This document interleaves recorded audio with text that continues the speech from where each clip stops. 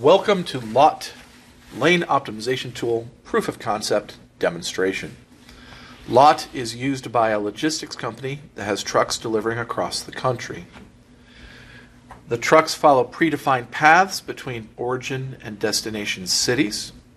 These pathways are called lanes. This tool takes data from the company, analyzes it, and generates a set of statistics displayed in the form of graphs, tables, and charts that a manager can use to identify trends or problem areas and look at greater depth per lane. We start by setting parameters.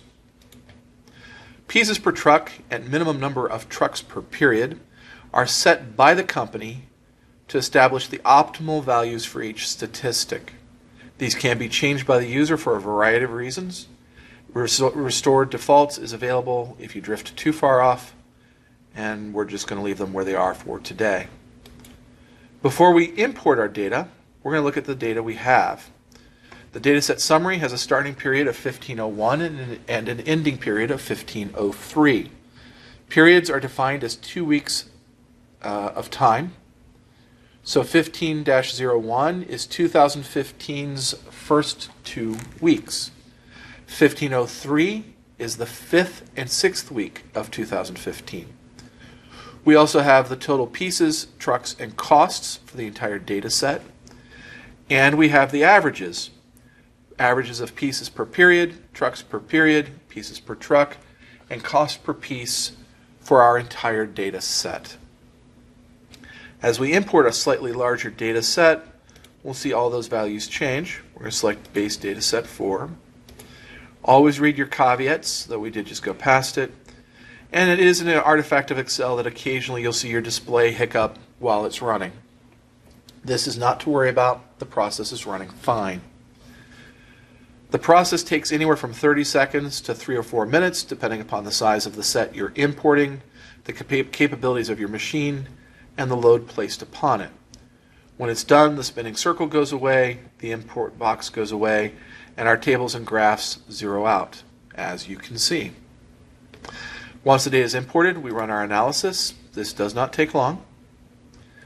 And then while the temptation is to proceed to number 4 and simply select our data, we're actually going to jump a little bit to the right and look at our network statistics first. We start by selecting a report. We have 3. Pieces per truck, cost per period, and trucks per period. Cost per piece. If we look at the cost per piece graph, we can hover over it to get detailed information. So in period 1421, it cost $12.51 to ship a piece. If we go to 1503, it was $11.30. Cost per piece and pieces per truck are average per period. Trucks per period is the total number of trucks within that period. It is a summation. Here we have a trend line that shows a clear trend declining over this set of periods. A savvy manager might look at this and want to know what's going on. An experienced manager will look at this and go, well, that's the pre-holiday period, followed by the holidays, followed by the post-holiday slump, and not be alarmed. In addition, we have a set of bottom 5 statistics for the report that we've selected. Here we have the bottom 5 lanes for the trucks per period report. We have Ohio to Boston and Los Angeles to San Francisco leading the way at 18. This delta is the difference between the actual number of trucks used and the optimal number of trucks that should have been used. The order of 2 identical deltas is arbitrary. We might at other times have seen Los Angeles come first. Fortunately for our purposes, this doesn't really matter. But let's say the manager looks at that Ohio to Boston range and wants to take a better look at it.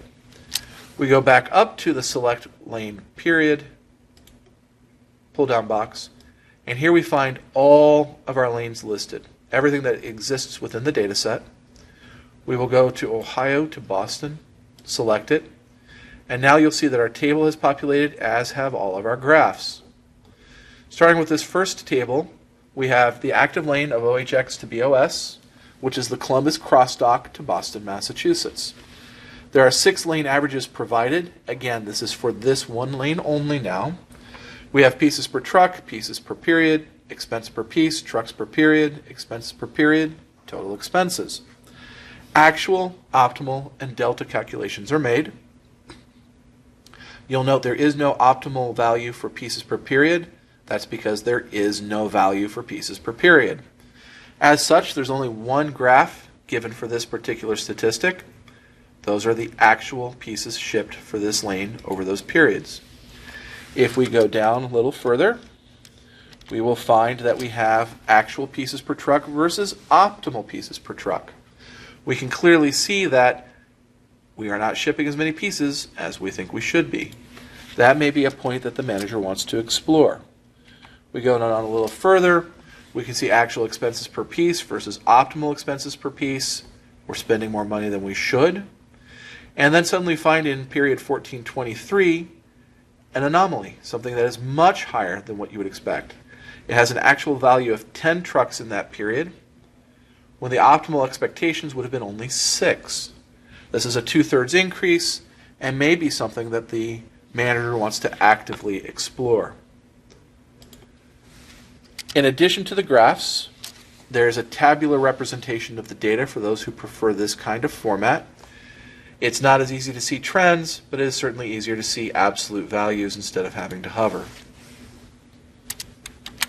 Going back to, well, we don't want to format the cell. If I could hit the right button. Going back to the top of our tool, we have two boxes we have not yet explored. We have help. Self-explanatory, I hope. It displays the function of each button and what you can do with it. And then developer tools. Developer tools will only exist during proof of concept. Once development is over, it will be removed. But for the moment, it is convenient to be able to do things like toggle hidden sheets. This shows us the sheets that exist in the background that are used to establish the tables and charts that we're dealing with. But certainly it's information that the average user should never see and in production will not. So we've seen our tool. We've shown how it can be used to identify trends, problem areas, and even anomalous statistics. And this is used by managers within the logistics company to hopefully solve problems. Thank you.